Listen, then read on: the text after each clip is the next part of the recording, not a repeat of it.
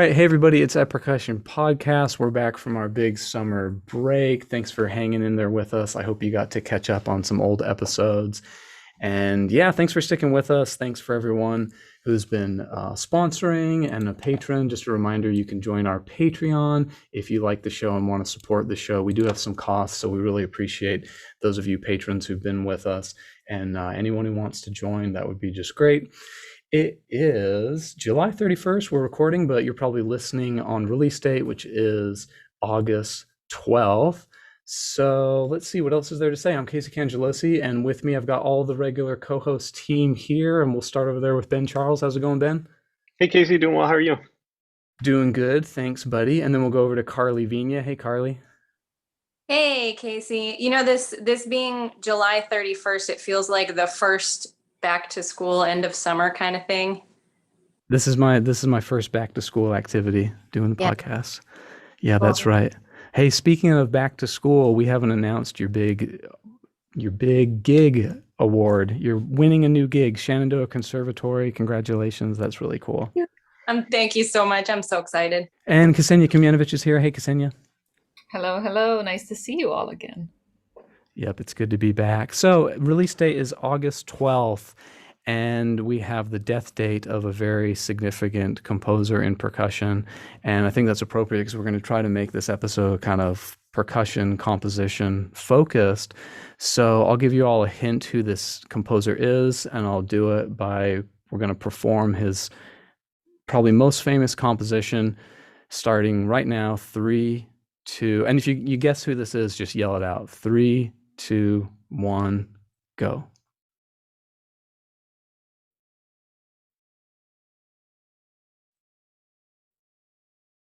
This goes on for another couple minutes if anybody has a guess. Go Does ahead, it count? Pius. Yes, if we read the show notes. Pius Right looks there with you, Karli. Pius looks upset.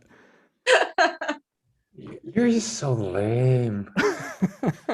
That's right. It's John Cage. So his most famous composition is 433. That's 4 minutes, 33 seconds of silence.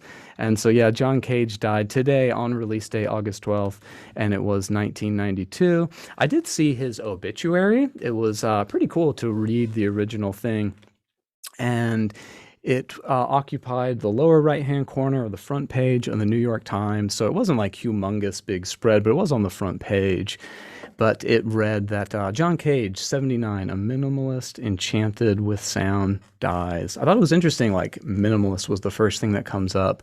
And minimalist is something that was said throughout the obituary. And of course, they talk about other things he did. But the word minimalist kept coming up. I thought that was kind of interesting because that's not really how we talk about John Cage first and foremost, I think. I at least in my could experience. see for a non-musician not knowing what we call minimalism, I could understand the approach because there's so much softness to it. But yeah, that's kind of a weird musical term to apply to John Cage. Well, it kind of made me think like sometimes these terms, they really form like some years after. And not that it's that long ago. I mean, it was 1992. You know, I mean, in my mind, like what that was really firmed up. But you're right. It's the New York Times. They're talking to everybody. So who knows? But I just thought I'd read one quick little thing from the obituary, straight from it. In the music world, of course, Mr. Cage's influence was extremely far-reaching. He started a revolution by proposing that composers could jettison the musical language that had evolved over the last 7 centuries, and in doing so, he opened the door to minimalism, performance art, and virtually every other branch of the musical avant-garde. Composers as different in style from one another and from Mr. Cage, such as Philip Glass, Morton Feldman, Earl Brown, and Frederick Rzewski, have cited Mr. Cage as a beacon that helped light their own path. I thought it was really cool. So although Cage was, as we know him, he was so influential to everyone else. And if any young listeners out there, if you haven't really like gone on a Google rabbit hole of John Cage yet, you totally should. And if the first piece you hear you aren't too into, Google another one. It's something so cool about him. Like they're all so different. Like he kind of has his own little genres. and there's like several styles within this one composer. So yeah, just keep digging and enjoy. So yeah, today is about composition, and you've already heard from one of our guests today. We've got two folks who've been on the show before, so friends of the show, personal friends of mine, and I'm not going to go into their big bios because a lot of you probably know these two already, but they're really renowned composers, especially in the percussion world. And all of our students play their stuff. I've played their stuff. A lot of us play their stuff. And it's Gene Koshinski, teaches University of Delaware, and Pius Cheung, coming from the University of Oregon. So hey, welcome in no particular order. Say hello. Hi, I'm Gene, I teach at University of Delaware, and yes, we are friends. Thanks, Casey. And I hope I could live up to the wonderful introduction. Thanks for having me. Yeah, you bet, buddy. Yeah, we do have to clarify that we're friends. Go ahead and clarify that, Pius. Friend? You use the term broadly, man. Little broadly. Yeah. All right, so yeah, I'm Pius. Yeah, Casey and I went to school together. I think a lot of you know that, and we've been friends ever since. And he's also close friends with Eriko Daimo, who happens to be my wife. Yay! She says hi, by the way. Good. Hey, And Eriko. I met you much later, but I think the way I met you, I like nerded out on YouTube, and I'm like, "Who's this Gene Koshinski?" And I started checking out your music, and I couldn't stop for like 2 hours. I'm like, "Oh shit! Oh, like this stuff is good." Oh man, thanks. And then I think, did I randomly Facebook you? I think I might have. Yeah, maybe, I don't know. But you both, Casey and Pius, have visited when I taught in Minnesota, and the percussion circle is so small that we all kind of run into each other anyhow, PASIC or a festival or something, and we all have students playing all of our stuff. So yeah. By like the 10th time I heard an auditioning student playing Kaleidoscopio, I'm like, oh, I gotta get in touch with this guy. I'm like, Gene, all right. The two book. Yeah, the two book gets around here a whole lot. Yeah. Nobody is playing White Knuckle Stroke, by the way. That's fine. That's fine. That piece needs a break. Needs a little break for a little while. Well, I want to dive right into it because I know we could just be friendly and laugh kind of the whole hour. But I think as composers, and especially those of you, like you said, doing master classes at various schools and things like that, I think you often get asked, what inspires you as a composer, and like where do your ideas come from? And we've had a lot of composers on the show. We've had this question come up in social media questions a lot. And as far as I can tell, like it's really hard to find this answer. And even you look at like I remember George R.R. Martin answering this question. Right, he's the author of the very well-known, famous Game of Thrones, and he just said, I don't know where ideas come from. I'm just glad they come. I like no. I mean, I can only assume they come from our environments and the things we read and the experiences we have. But really, like it's pretty mysterious. Like, yeah, why would an idea just pop into your mind? So something I thought would be kind of useful for our young listeners, especially, is like, what advice can we give them when it's just saying like, where do you come up with your ideas? Gene, you want to take this one? Yeah, I'll start. I mean, it's definitely a really hard question, and I couldn't agree more with the answer that you've already stated. Although I think for me, it's a product more of exploration. I'm always like experimenting with things, even if I'm not looking for an idea at the moment. And the important part is through that process, kind of documenting any idea that might come up, so that you have a Rolodex. There's a dated term. A Rolodex of information to draw from when you need those ideas. You could be, for me, like maybe I'm struck with an idea and it just sort of takes over and I want to write a whole piece, but that is so rare. Really have to work for ideas and it's easy to be inspired, but how does that translate into a specific idea that you're going to take and do something with? And for me, it's been through exploring instruments. Improvising is a lot of what I do, not necessarily obviously when I say improvising to one of my students, they always immediately think of, well, what are the changes? What's the tune? How do I play vibes?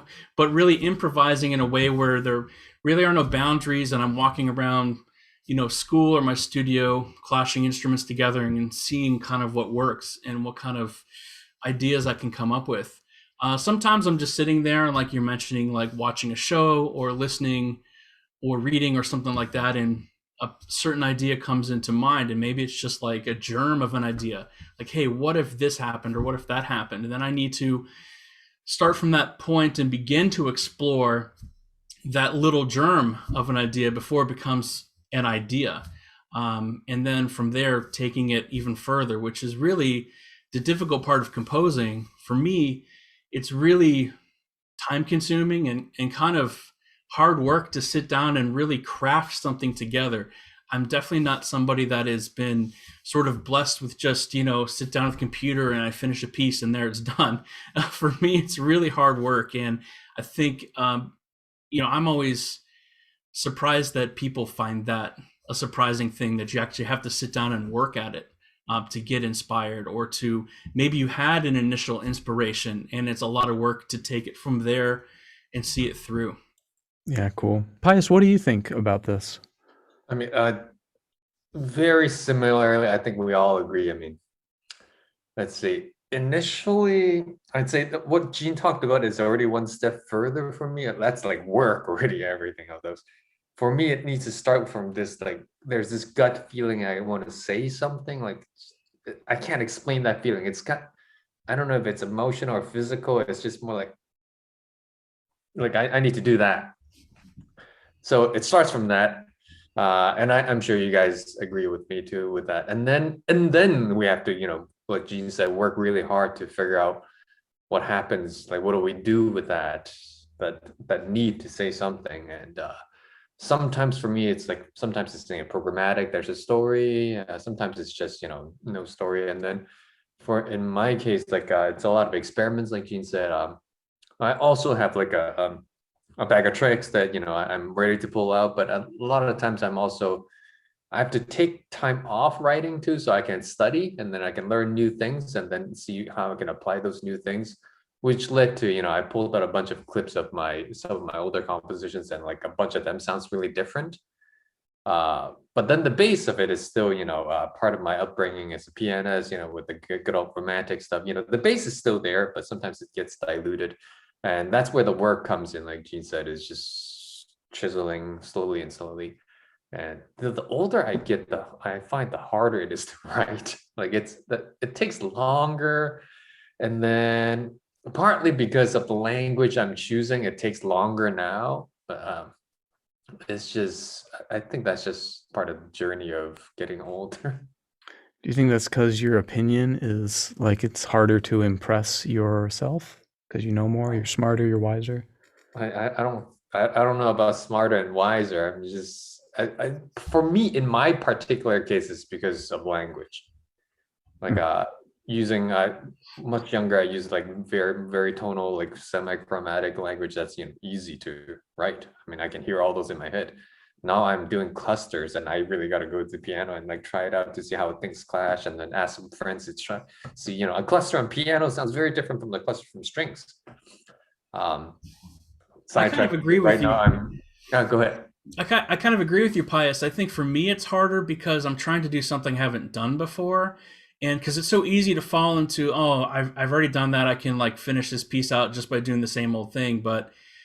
And probably my stuff all sounds the same anyways, that's fine.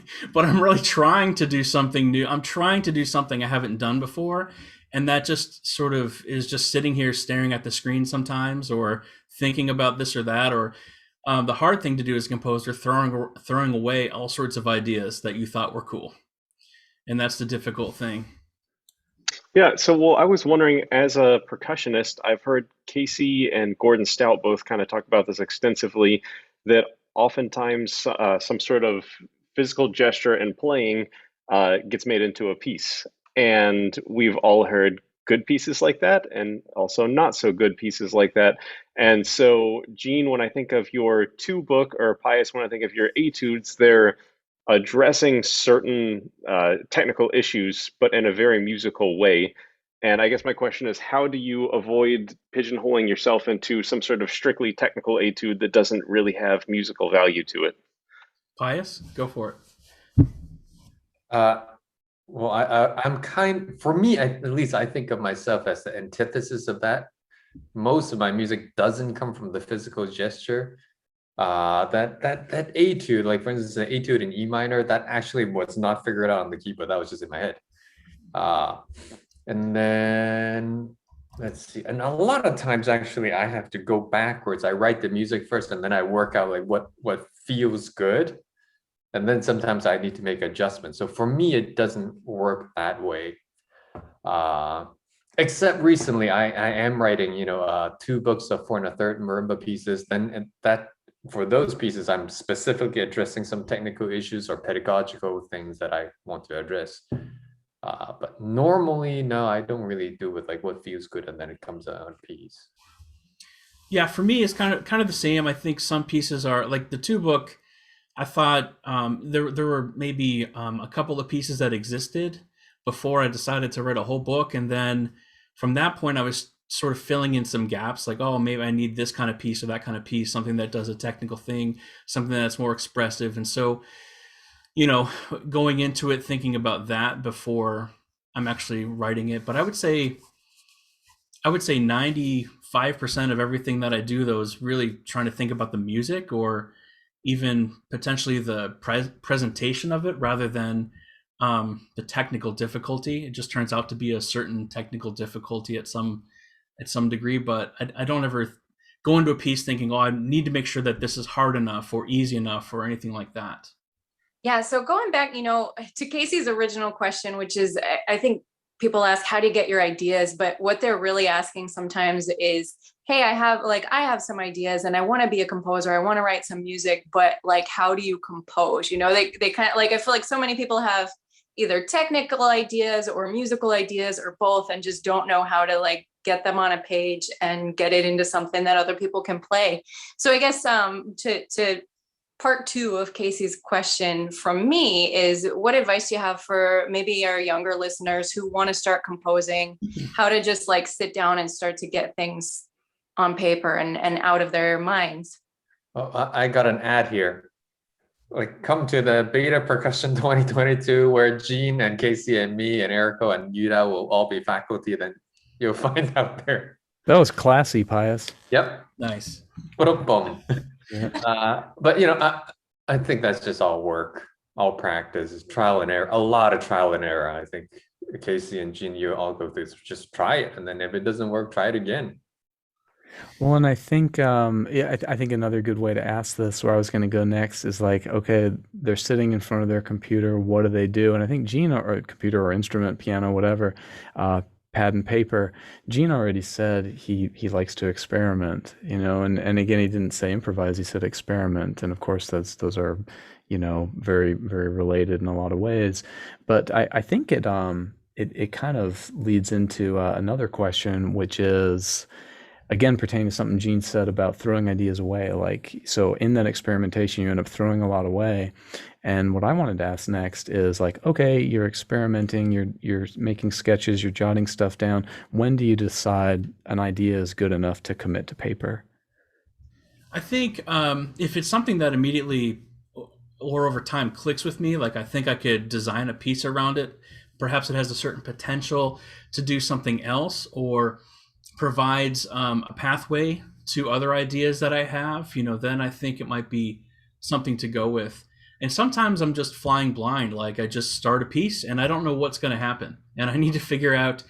And that, like you said, Casey, that might be, halfway through, it might be like, I need to trash this whole thing, and that's sort of a devastating moment, or at least table it, keep it. I have hard drive full of ideas and things that probably will never do anything, but it's a really great way to document.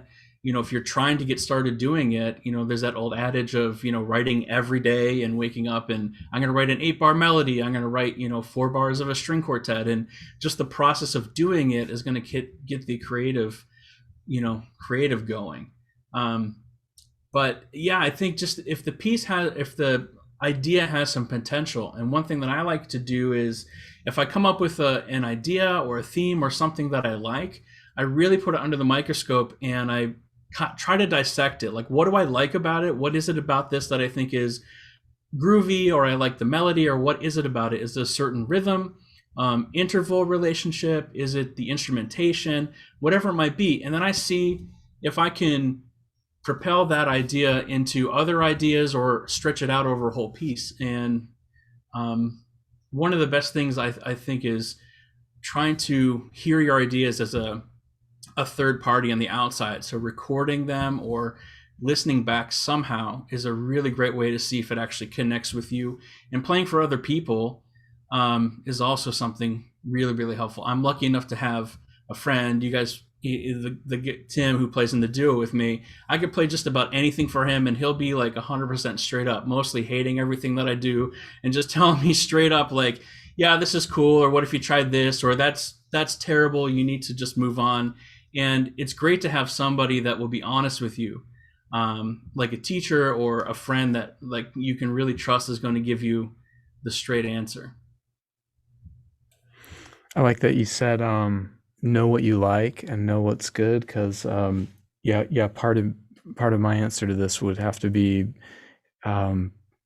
you got to be in touch with like when identifying something as good, like, because there's we talked, gosh, I think we spent a whole episode talking about like what does good really mean and how complicated a question that really is and how everyone has a different definition of what you're even talking about. You say like, oh, that piece was good. It's like that can mean a whole lot. So I mean, I think like I believe Pius said, part of writing is also studying other things and studying other music. It's like, can you look at a piece of music and recognize what's happening in it, but can you also recognizing like what it triggers in yourself? Can you recognize like what excites you, or if it doesn't excite you, or etc. Anyway, Pius, what's your answer to this? Like when do you commit something to paper? When do you know, this is a good idea, this is what I'm going to keep? I mean, I don't have much to add to Gene, already covered most of it, but I think I commit fairly early and then I erase fairly early too. I mean, I just did that like 2 weeks ago. I was texting you guys like I'm writing this pieces for 2 doors, and then like 3 days later, I'm like, yeah, that idea got trashed. And like Gene, I have error code to give me like reality checks sometimes. Sometimes I go down a rabbit hole, and I don't know. It's a lot, mostly experiments. Same as Gene, I have a lot of stuff that's back burner ideas on my hard drive that I might not use for now, but then I might recycle later. I'm actually doing that right now. Right now, I'm working really hard on a dual percussion concerto with a Chinese orchestra of traditional Chinese instruments, and I just finished reading the book on Chinese instruments.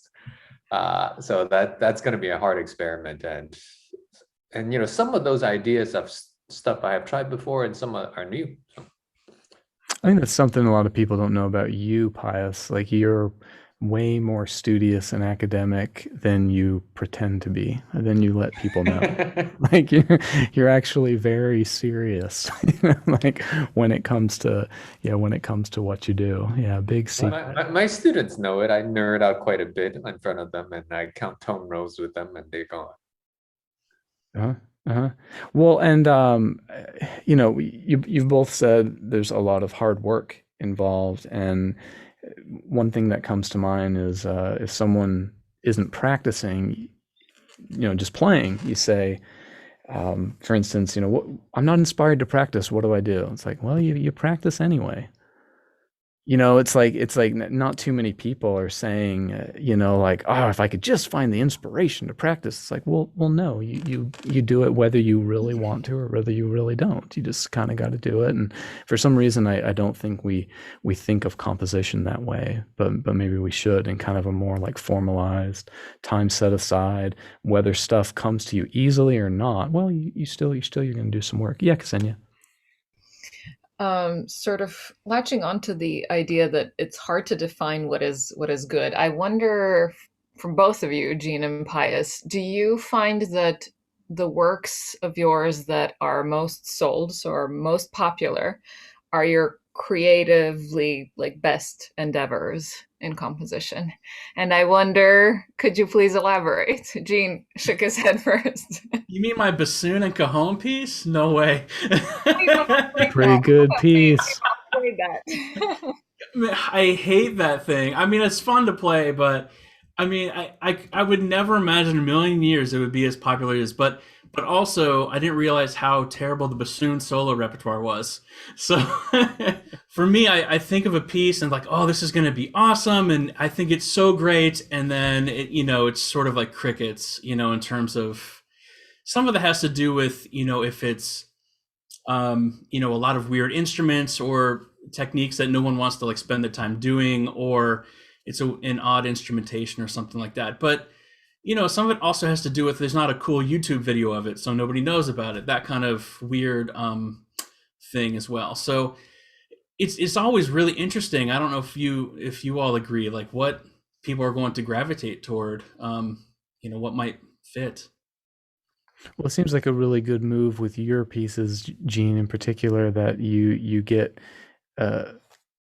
with found objects or objects that are very easy to get. You get that whole like, hey, this is like a whole new thing, but really you need like a marble and a glass.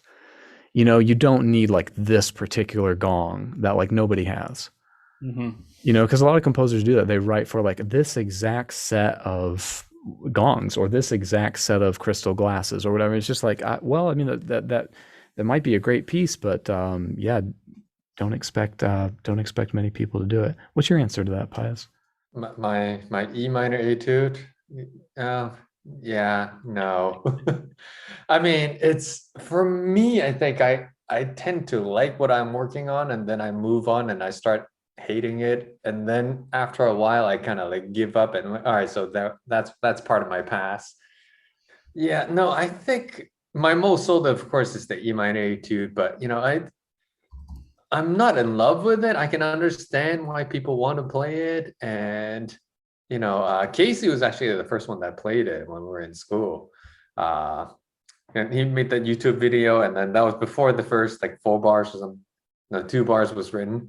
It just started. Yeah, it just started, and then later Erico said you need something to go in, and then I added 2 bars, and that was it. And now I get comments, people saying like, "You're not even playing it right. You skipped the whole opening." Bums me out. But let's see. There's I think my marimba concerto is called Princess Chang Ping that's getting some played.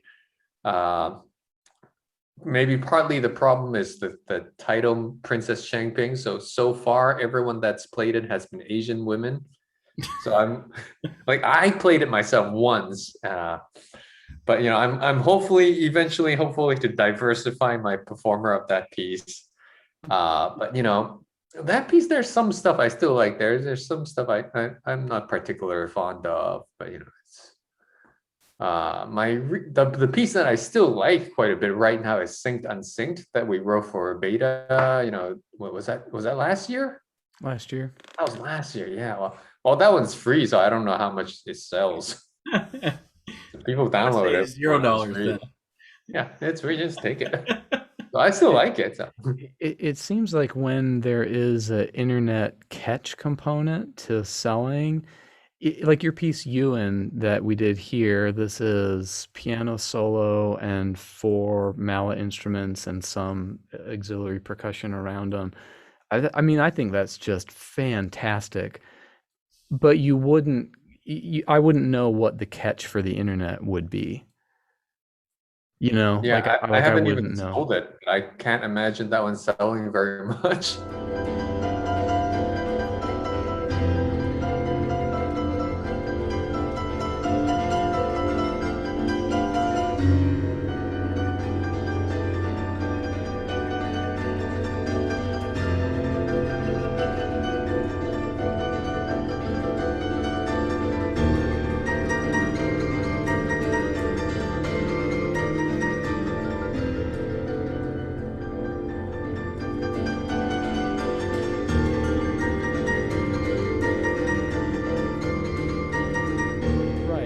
I wouldn't expect it to. Yeah, it just seems like it's we need that so much to get stuff out there, but the nature of the internet is also people only watch for a very limited amount of time when they're browsing for stuff. Yeah, and I think that's partly the problem with my recent music. It's mostly slow gesture. So it's not very YouTube friendly. No one's gonna sit there for like 10 minutes to listen to a crescendo. Mm. Yeah. Yeah. But Well, and that's what it is. I mean, I feel like that piece, it's so much crunch to building to the piano cadenza in the middle, the piano solo in the middle, which is just like, it's one of the most beautiful moments in music I'm aware of. But that's partly because you had to sit through 8 minutes of crunch ahead of time. And if you just started in the middle, yeah, no, it wouldn't be so beautiful. It's the lead up that leads up to it. So I'll edit that out. I don't want to compliment you. yeah, thank you. I feel very uncomfortable with your compliments. Yeah, I know it feels really unnatural. Yeah. But that leads to like a whole discussion, like a whole other discussion about how the aesthetic of the repertoire has changed because of the way that people access the media. It's really, really interesting. You know, I mean, how many like 4-minute groove pieces do we all hear our students want to play? You know, and trying to show them how this Stockhausen piece is super cool because you have to wait 30 minutes for it to unfold, and they're like, "Well, I don't have 30 minutes. I got to go." You know, so I, you know, and even, you know, I admit I'm even kind of the same. Like I remember being a student and really sitting in the audience and loving all of that stuff. But now I'm sort of like living this frantic life where I'm just like, if it's not a super quick message, I'll try to figure it out later. I'm not good with that. So it's a really weird scenario we're in. And I do think it has impacted the way that I write music, the way that I think about proportion and like how long the piece should be and when the ideas should change, you know, what's going to keep people attracted to listening to this. So it's interesting. Yeah, I got a question. I don't know. Is that okay if I ask a question? We'll try it out. I bet it won't work, but you should try No, it. no, this is actually a good one. We'll probably edit it out, but go ahead. Do you do you write differently for yourself versus writing for other people? You asking me? Are you asking everybody? Both, everyone. Everybody. I think for a long time I was just writing for myself to play anyways, because I wouldn't imagine anyone would be interested in playing it. So, since everything just started for, just I didn't even consider. I still don't consider myself a composer, by the way. I never had any formal training, so I have this imposter syndrome every time I sit down and try to do something. I just can't think about, and even if I have a composition student that comes up to me saying, "Hey, can I get a composition lesson?" I'm like, "Well, I don't know what to do. I have no idea what that is."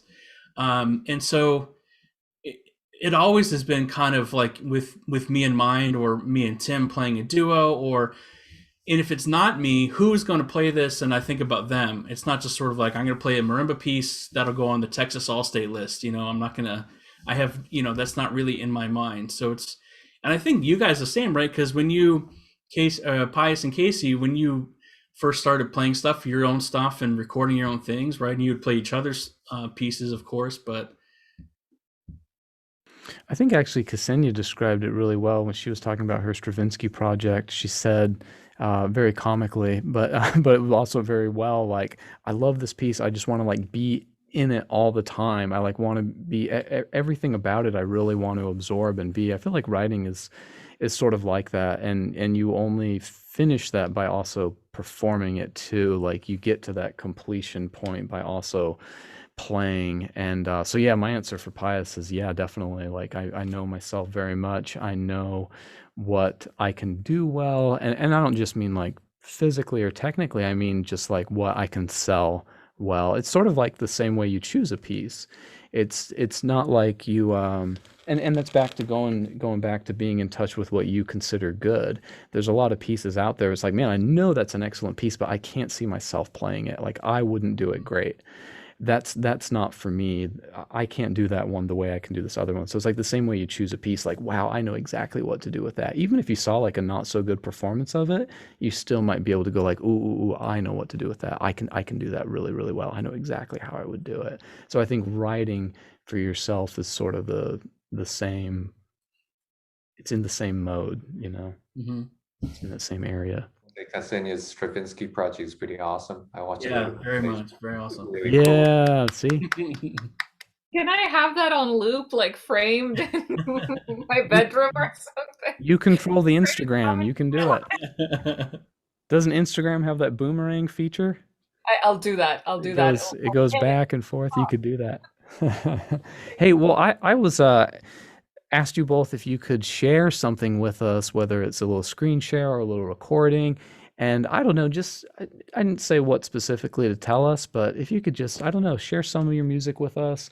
Let's see a score. Let's teach us a compositional trick or show us how you did something. And I think, let's see, I've given Pius Cheung screen sharing privileges with much regret, but they're there. So why don't you go first, Pius, if you're ready? Oh, I'm trying really hard to resist showing funny stuff, but all right.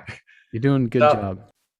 I mean, I think this could be a good chance. I mean, I think most people know my E minor etude that knows my music, but there's actually a lot of other languages I write in, and I go through different periods of experimenting. This is the first period of experimenting after that romantic stuff. It's still kind of the romantic stuff. This is the Marimba concerto I talked about earlier. This is the first time I actually started using some Chinese musical idioms that I didn't know I knew. And then after studying, I did study a little bit with some composers like Bright Chang and Jennifer Higdon and David Ludwig, who is now Dean at Juilliard.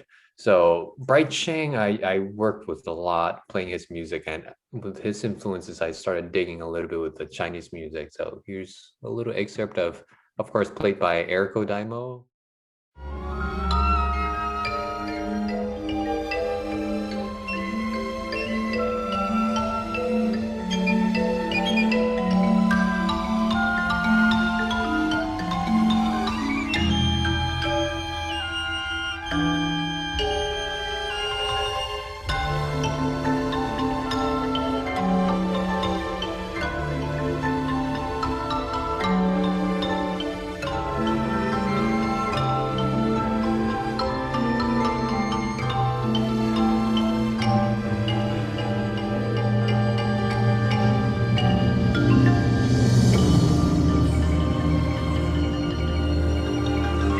That's the idea.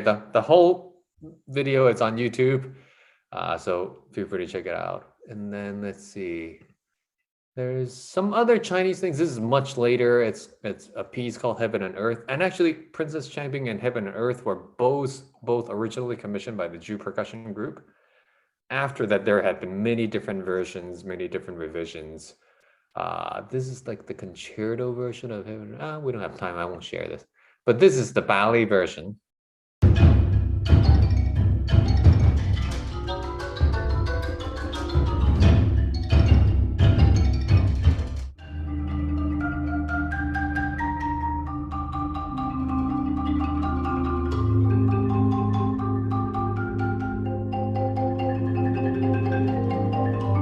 Idea. You can still see some Chinese stuff, but then the good old romantic stuff is still in there pretty hard. And then I started experimenting with minimalism a little bit, what we commonly refer to as minimalism, just because it's probably like 7 years after I started teaching, I still didn't understand Steve Reich's music, and I wanted to understand why my students liked it so much. So I started studying so much about minimalist music, and I started digging it. So we don't have that much time. So this is a short excerpt of Yuen that Casey was talking about earlier.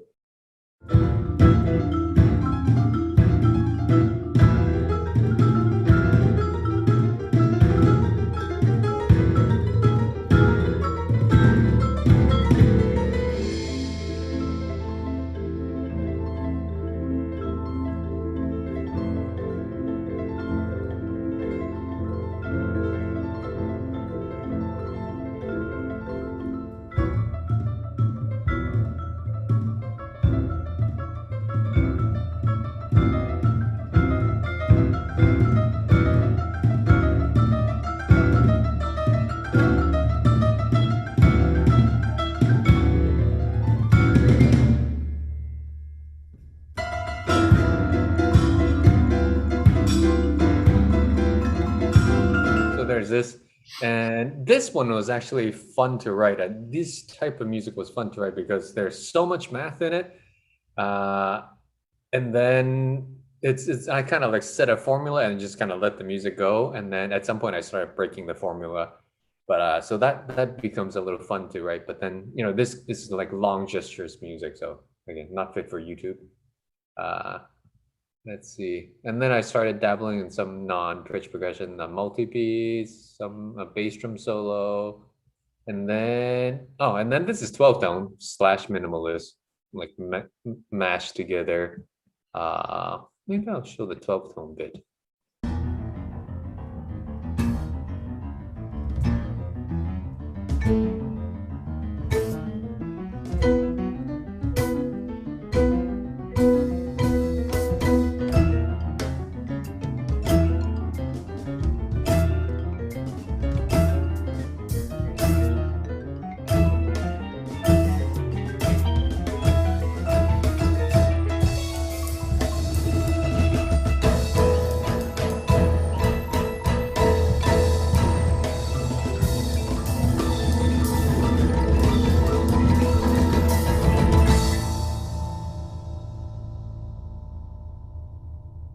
So that's speaking of how we worked our materials, this method like that analysis of that breakdown just now, that 12 tone thing was straight from Boulez, and just threw a drum set on top of it. The tone roll, of course, was mine, and then here's another experiment thing of unsynced. This is synced and unsynced for beta. This is also still 12 tone, but free instrumentation kind of.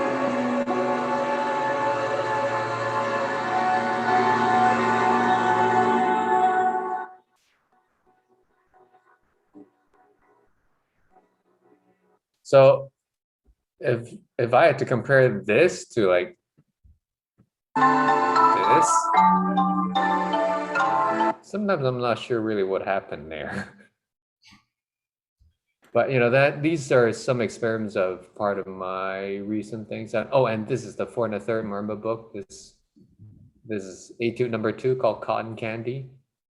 It's not published yet, so only my students have seen it. As you can see, this is very simple. It's for learning how to play lyrical and legato without much interval changes. Have you ever had cotton candy? Once. Once, okay. Doesn't taste very good. It's just sugar. Once. Once. Yeah, But that's kind of feels like why I was right to ask. Excellent follow-up question, Casey. Yeah, thank you. I know all that substance, and then have you had cotton candy? Yeah, cotton candy. well, real quick before we go to Gene, I mean, Pius, how would you answer that question? Like, how did you get from here all the way to there? I don't know. I'm still trying stuff, so I think at some point I do want to narrow down on one language that I can really perfect, but right now I haven't really found a comfort zone yet, so I'm still going to try experimenting. It's neat we opened with John Cage because in that obituary was a quote from him saying, "I just never wanted to write the same thing again." Yeah. So I don't know. Yeah, maybe that's part of the fuel that keeps you going and kept him going, Maybe. But my recent scuff with myself is, I'm looking at all this stuff, it's like learning a language. Like I feel like I've dabbled in Chinese, English, French, Russian, and a little bit everything, but I haven't perfected any language. So I think my next step is to really, find one and just get good at it first before moving on to another one. I haven't decided which one yet. Yep. Cool. Gene, why don't you share something? So I have a couple of things. There's a new piece that I did with my duo. We actually wrote it together during the pandemic. We were not physically together, but we were thinking about something that we could do. So we wrote this piece called Long Exposure. And it was sort of a different type of piece for us because it was more based on, mild theatrical elements and swishing this switch in the air to generate sound. It's not a new idea. We were sort of inspired by people like Stockhausen and Mauricio Kagel, who have some really great theatrical works that are much beyond what this would be, and also even maybe Casey and some other more contemporary composers that used body percussion and theatrical things like Thierry de Mai and all sorts of things like that. But we wanted to create a piece similar to that and have this very synced idea. But in talking about structuring a piece, this might be a good example, because the entire like 12-minute piece is really this cycle of 8 bars between these measures.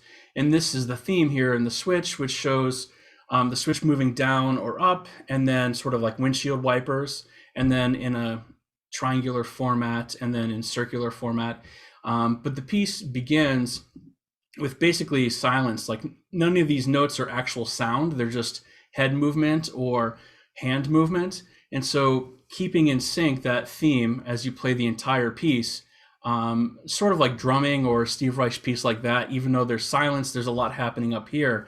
And we're always inspired by things like that as well. And the piece goes on by adding more and more body percussion or taking it away, or then the two parts, separate and go different ways. And then these zabumba drums come in, which are Brazilian bass drums. So the switch part,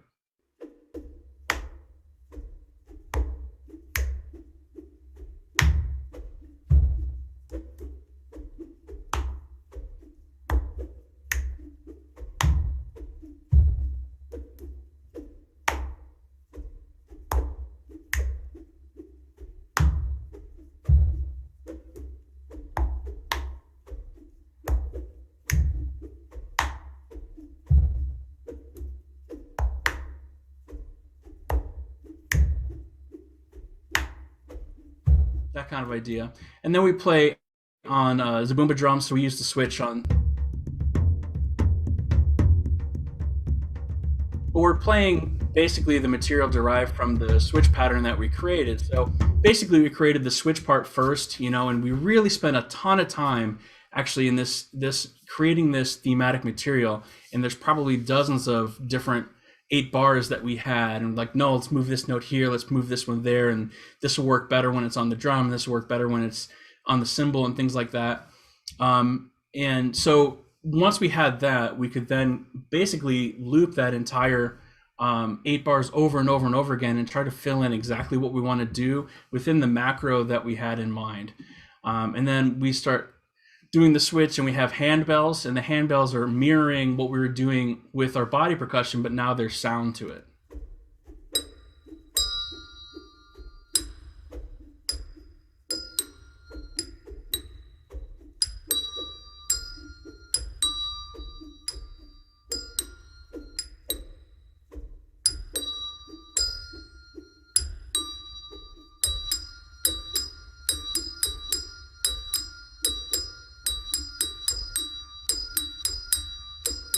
And then we play the zabumba drums with the handbells.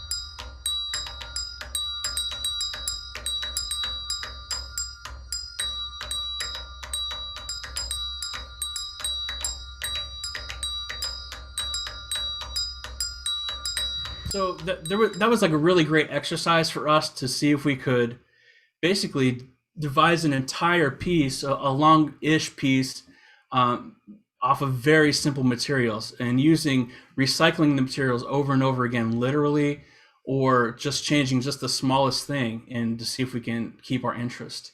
And so I've done, this is sort of a newer type of thing. Obviously, some of my older pieces are, a simple 2-mallet etude, or some snare drum music that I was trying to get creative with and choose some different implements and things like that. But I've been more recently really interested in writing for mixed chamber or large ensemble type things. So this piece free spins is with bass clarinet and tape. I got these tape sounds from, well, I just collected all these tape sounds of casinos and slot machines and all sorts of things that are involved in casinos, like the bingo hall caller and things like that. And I created a 4-movement piece utilizing those as inspiration. So one little like click of the roulette wheel would create basically this entire movement of 3-minute piece. I should explain. I found this crazy guy on YouTube talking about his roulette strategy, and all these words are basically trying to convince you how to win at roulette, which is crazy already because it's obviously luck. But I used the structure of this piece. The words are not really edited. It seems like I've chopped up and edited them in crazy ways, but this guy is really, really bizarre. This, what I'm trying to say is 1722 is 39, 2215 is 37, 34 and 3 is 37, 34 and 5 is 39, and 32 is 37, and 7 is 39, and so forth and so on. The other side of the board you have 39, and you have 37, and you have 39, so this whole side of the board is 39, 37. And this represents this. 6 times 3 is 18, 7 times 3 is 21, 73 Nibiru, 63 the moons of Jupiter, becomes 46 Zion Israel. It becomes 136, right? 136 is the touchdown, 136 the touchdown, 613 the laws of Moses. Okay, we interlock 19 inside this area, 25 T. It's on YouTube if you want to check it out. But I just remember listening to this over and over again and being like, man, I got to do something with this because this guy, I keep coming back to this guy. Like I'm drawn to this guy. Obviously there's no pitch or anything to it, but I got the tempo of the roulette wheel and then I got him on top and it just sort of snowballed from there.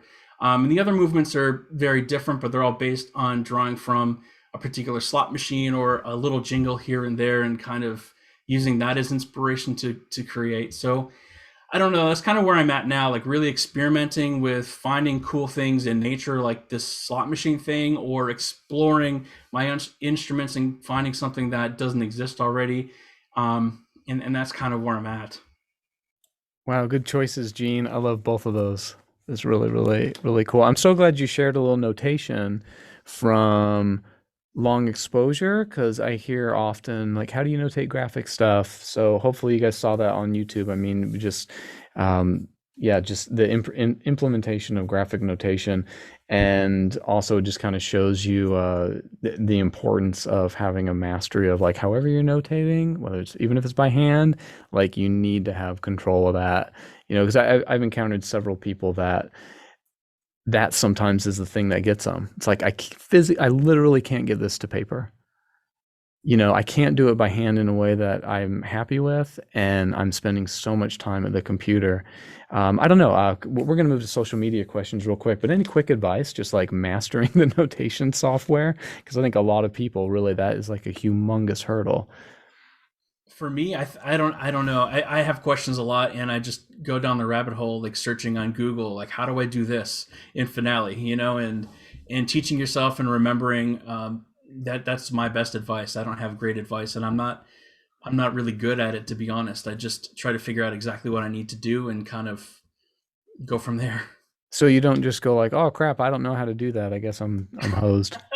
No, I'll ask one of you maybe, or ask somebody that might know. Yeah. Right. Yeah. Good. No, I think that's what people need to hear. We can talk about that at beta next year. Notation. Oh yeah. I mean, I don't do any of that stuff. So a lot of times I have questions. I text Casey. It happens sometimes. Yep. Hey, well, we have some social media questions. We're going to move towards wrap. These are kind of like rapid fire. You guys haven't seen these questions yet, and I think some of them we've probably covered already. So maybe we won't answer them. We'll just thank the askers and hope they'll ask again. But Ksenija, I think you're going to handle that for me. Yep. So first of all, thank you to Jade Hales and Some Mad Vibes from Instagram for asking questions that we've already answered about your process. But the first one that we haven't talked about is from DJ Orson Beats, who says, how have the signature tropes / common motifs of your music changed over time? So your signature moves, how have they changed? We know that Pius likes elbow turns, right? What do you mean by compositional tropes or actual physical moves? Like, Good question.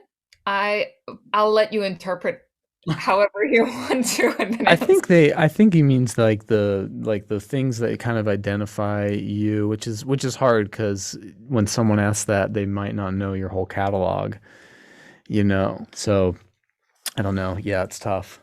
maybe the whole question of like your bag of tricks that Pius says, he has, maybe how has that changed over time? Do I have a signature move? Yeah, you do. It's just like chromatic, Oh yeah. just It- chromatic Flight of the Bumblebee. everywhere. Just keep repeating until people get so sick of it and they can't get it out of their heads. Yeah, I don't know if I have a great answer for that. I try to like do it better, like, oh, this works, but it's sort of like upgrading a car. Like, I already had that car. How do I get a better one next time? For All me, right. like, again, going back to like I'm so trained in like classical piano, like a lot of times I can't get away from it. So I'm trying really hard to get away from like those sequences and stuff, but sometimes it still makes it back. So I try to get in there and like break stuff, and yeah, I think maybe that. I mean, if I can answer for you a little bit, Pius, and tell me if I'm Yeah. wrong, but it seems to me like when we look at music history and it goes from the tonal, but crunchier and crunchier and crunchier and more dissonant, more dissonant, more dissonant until you arrive at something like cluster chords, like you mentioned in the latest stuff. I mean, people could almost just look at you to see that same music history chronology. Like I've seen that in you. It seems like your stuff has just gotten crunchier and crunchier and crunchier, and you found different ways to think just as hard about the new stuff and utilize the same amount of composition time and energy as you did with the old stuff.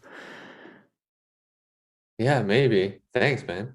I mean, that doesn't make it good. I mean, that doesn't make it any good or anything. It just means you took all that energy. Well, I this one understood that style. as compliment.